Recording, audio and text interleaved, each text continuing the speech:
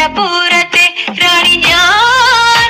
പുഴുത്ത മീനാണിത്, കെട്ട മീനാണിത്, ഈ കടപ്പൂരത്തെ കള്ളി നീ.